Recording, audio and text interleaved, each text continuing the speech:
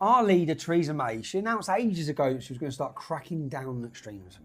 Ever since she was Home Secretary, Theresa May has been obsessed with obstructing privacy in the name of defeating extremism. She doesn't want to deal with the root cause of extremism. She doesn't even want to name the form it takes. But she does want to start cracking down on what you look at on the internet. She introduced the Snoopers Charter, the Draft Communications Data Bill. It basically requires internet providers to keep records of your internet browsing history. So your service providers know exactly what you're doing online. And the government can at any time tap into whatever they want. Just be glad it's the government, not your missus, eh lads? But Theresa May really wants to push this. She wants to go one step further and start imprisoning people who watch the wrong thing online. The headlines sold this as a new way of stopping terrorism in the UK. They told us that watching terrorist propaganda online will become a criminal offence. It could land you up to 15 years in prison. Home Secretary just look at Amber Rudd here. She said she wants to make sure those who view despicable terrorist content online, including jihadi websites, far-right propaganda and bomb-making instructions, face the full force of the law. Now, the motives become quite clear now, don't they? She's using the very real threat of jihadi terrorism as a way of cracking down on anyone else who dare question the government's chaotic immigration programme or their constant kowtowing to Islam. A study from the Home Office showed that since the 1st of September 2016, ISIS supporters have published almost 67,000 tweets in English that promote terrorist propaganda.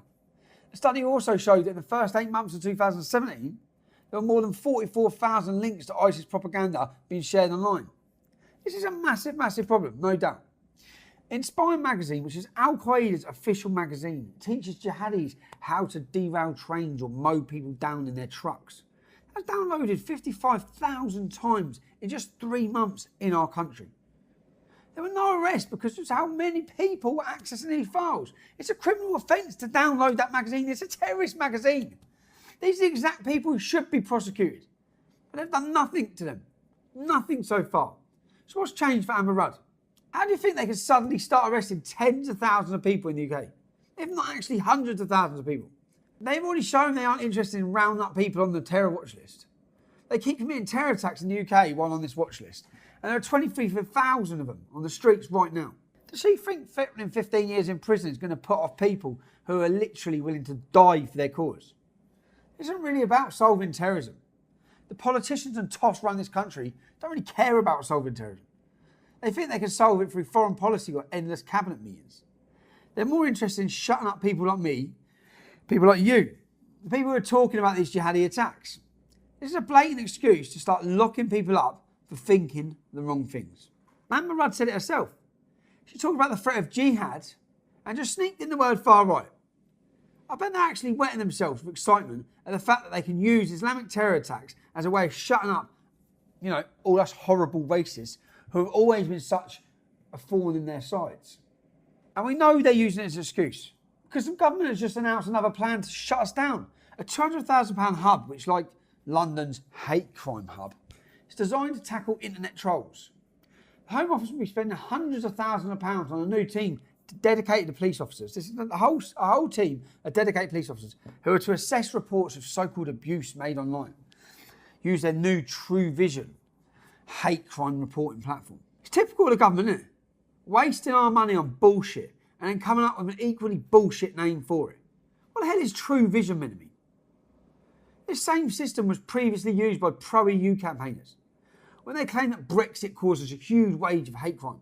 So you can bet that the system will be used to make similarly ridiculous claims that there were a huge rate of anti-Islam or far-right attacks going on.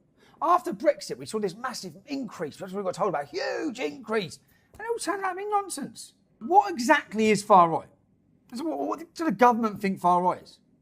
Who gets to decide? The government? The real far right in Britain, they call me a lefty. I don't care about race. I'm just concerned about a religion that hates us and teaches its followers to hate us. That's far right according to Amber Rudd, isn't it? So what, is she going to lock me up? She's going to lock every one of you up?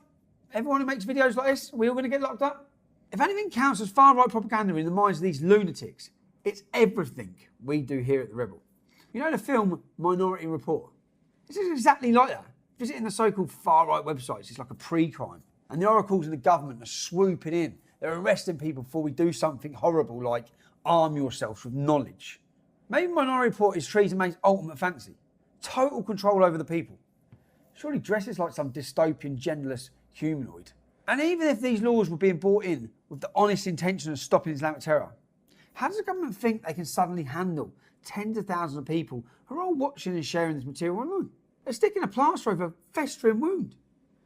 We have to tackle the problem at its source. I think the best way to fight back against this is to create even more far-right propaganda. Let them try and stop us.